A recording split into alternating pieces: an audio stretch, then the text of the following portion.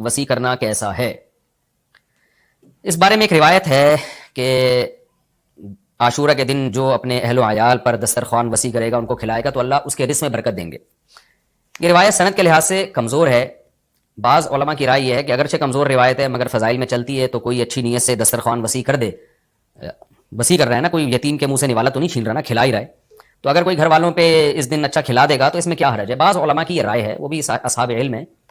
لیکن بندہ ایک کو ہمیشہ سے ایک اشکال رہا ہے کہ جب ایک بالکل بے غبار صحیح حدیث ہمارے سامنے موجود ہے تو اس کے مقابلے میں ایسی کمزور روایت کو ہم کس بیس پہ ترجیح دے سکتے ہیں؟ ہمارے سامنے جو بے غبار اور بالکل مستند حدیث ہے، جس کی سند پہ کوئی کلام نہیں ہے، وہ ہے روزہ، عاشورہ کے دن روزہ رکھنا چاہیے۔ روزہ اور دسترخوان آپس میں جمع نہیں ہو سکتے، یعنی عاشورہ کے دن جب آپ دسترخوان وسیع کریں گے تو روزہ کیسے رکھیں گے؟ تو بعض لوگوں نے یہ تعویل کی ہے کہ افطاری میں کر لیں آپ، تو افطاری میں تو 10 تاریخ نہیں رہے گی نا، 11 شروع ہو جائے گی، وہ تو 11 محرم ہو جائے گی۔ بعض لوگوں نے یہ کہا کہ جی 9 محرم کو جب سورج غروب ہو تو عاشورہ کی رات کو دسترخوان وسیع کر لیں۔ تو حدیث کے ظاہر سے تو عاشورہ کا دن معلوم ہوتا ہے کہ جب عاشورہ والا دن شروع ہو چکا ہو، یعنی صبح صادق کے بعد، یعنی حدیث میں تکلفات کرنے پڑ رہے ہیں، اس کی تعویلات کرنی پڑ رہی ہیں۔ تو اس بارے میں علامہ ابن تیمیہ رحمہ اللہ کی رائے ہمیں بہت صحیح معلوم ہوتی ہے۔ انہوں نے یہ لکھا ہے کہ اصل میں ہوا یہ تھا کہ جب شیعہ حضرات نے عاشورہ کے دن کو منحوس سمجھنا شروع کر دیا کہ یہ منحوس دن ہے اور اس میں غم کا دن ہے، تو بعض سنیوں نے ان کے مخالفت میں نا اس کو خوشی کا دن منانا شروع کر دیا۔ یعنی ہوتا ہے نا، آپ کسی کی مخالفت میں حد سے تجاوز کرتے ہیں، تو انہوں نے خوشی کے دن کے لیے اس میں کھانے پینے کی روایتیں گڑھ لی، کھاؤ پیو کھلاؤ پلاؤ، تاکہ بالکل ان کی مخالفت ہو۔ تو حقیقت یہی معلوم ہوتا ہے کہ چونکہ صحیح حدیث میں روزے کا تذکرہ ملتا ہے، اور روزہ اور کھلانا پلانا جمع نہیں ہو سکتے۔ اگر یہ جو دوسری عاشورہ کے میں کھانا کھلانے والی حدیث بھی بالکل بے غبار اور مستند ہوتی نا، تو ہم دونوں کو جمع کر کے تعویلات کر لیتے کہ جی افطار میں کھلا دو اور سارا دن روزہ رکھو، یا نابالغ بچوں کو دن میں کھلا دو اور بڑوں کو روزہ رکھوا دو، تو ہم تعویلات کرتے اگر یہ اسی ٹکر کی حدیث ہوتی۔ لیکن یہ کمزور حدیث ہے، تو اس کو اتنی صحیح مستند روایت کے مقابلے میں ہم کیسے لا سکتے ہیں؟ تو وہ ابن تیمیہ رحمہ اللہ کی بات کافی معقول معلوم ہوتی ہے کہ بعض شامی لوگوں نے یہ روایت کو گڑھا ہے صرف شیعہ لوگوں کی دشمنی اور مخالفت میں، کہ اس کو خوشی کا دن، تو عاشورہ کا دن تو نہ غم کا دن ہے نہ خوشی کا دن ہے، عبادت کا مقدس دن ضرور ہے، تو برکت کا دن ضرور ہے۔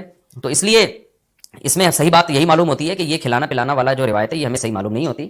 روزہ رکھیں، اور افطاری میں تو ویسے ہی دسترخوان وسیع کرنا چاہیے، افطاری میں سموسے پکوڑے جلیبیاں بچوں کو کھلائیں تاکہ ان کو روزہ رکھنے کی اور زیادہ حوصلہ افزائی ہو۔ تو اس لیے ہماری رائے اس میں یہی ہے کہ عاشورہ کے دن بس روزہ ہی کی فضیلت ہے، دسترخوان والی بات ہمیں ٹھیک معلوم نہیں ہوتی، کیونکہ اس کے مقابلے میں جو ہے نا، دسترخوان والی حدیث کے مقابلے میں زیادہ صحیح حدیث ہے جو روزہ تو کھانا پینے سے اجتناب کا نام ہے، اور افطاری میں تو ویسے ہی آدمی کھا لیتا ہے، وہ اس کے لیے پھر ضرورت نہیں ہے الگ سے ہمیں کسی روایت کی۔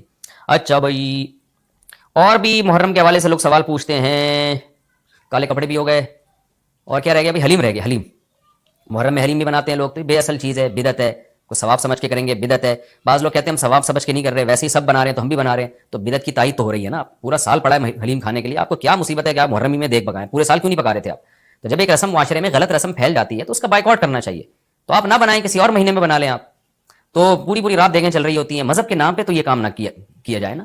اور جو لوگ کہتے ہیں مذہب کے نام پہ نہیں کر رہے ہم تو ویسے انٹرٹینمنٹ کر رہے ہیں، تو یار کسی اور دن کر لو بھائی، تم پورا سال پڑا ہوا ہے نا، ہم نے کب کہا ہے کہ آپ دیکھیں نہ پکائیں؟ آپ پکائیں، پوری رات گھوٹے لگائیں اس میں، کسی اور دن کر لیں آپ۔ تو اس لیے اسلام کو بچائیں خرافات سے، اسلام کو ہمارے ذمہ ہے کہ اسلام وہی ہے جو نبی لے کر آئے، الیوم اکملت لکم دینکم واتممت علیکم نعمتی ورضیت لکم الاسلام دینا۔